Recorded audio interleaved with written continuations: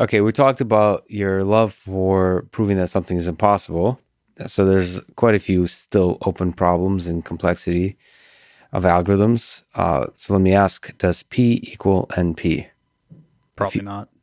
Probably not. If P equals NP, what kind of, and you'll be really surprised somebody proves it. Yeah. What would that proof look like? And why would that even be? What would that mean? What would that proof look like? In what possible universe could P equals NP? Is there something insightful you can say there? It could be true. I mean, I'm not a complexity theorist, but every complexity theorist I know is convinced they're not equal and are basically not working on it anymore. I mean, there is $1 million at stake if you can solve the proof. It's one of the Millennium Prizes. Okay, so here's how I think the P not equals NP proof is going to eventually happen. Mm-hmm. I think it's going to fall out, and it's going to be not super simple, but not as hard as people think. Because my theory about a lot of theoretical computer science, based on just some results I've done, so this is a huge extrapolation, is that a lot of what we're doing is just obfuscating deeper mathematics. Mm-hmm. So like this happens to me a lot, not a lot, but it's happened to me a few times in my work where we obfuscate it because we say, well, there's an algorithm and has this much, memory, and they're connected on a network, and okay, here's our setup, and now we're trying to see how fast it can solve a problem. And people do bounds about it, and then in the end it turns out that like we were just obfuscating some underlying, mathematical thing that already existed.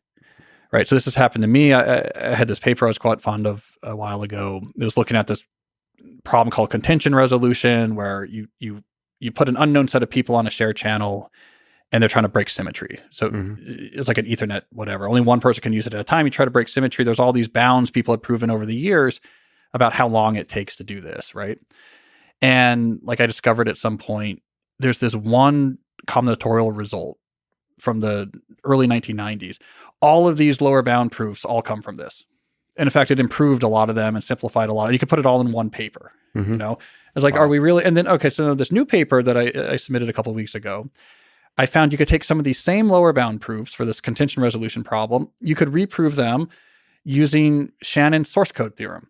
That actually, when you're breaking contention, what you're really doing is building a code over, if you have a distribution on the network sizes, it's a code over that source. And if you plug in a high entropy information source and plug in from 1948, the source code theorem that says on a noiseless channel, you can't send things at a faster rate than the entropy allows, the exact same lower bounds fall back out again, right? So like this type of thing happens. There's some famous lower bounds in distributed algorithms that turned out to all be algebraic topology underneath the covers. And they won the Gödel Prize for working on that.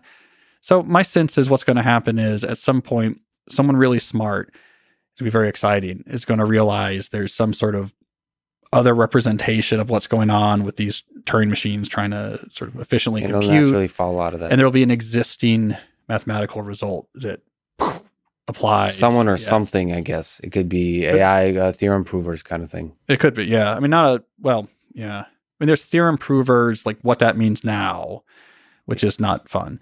It's just a bunch of very carefully formulated postulates but I take your point. Yeah. Yeah.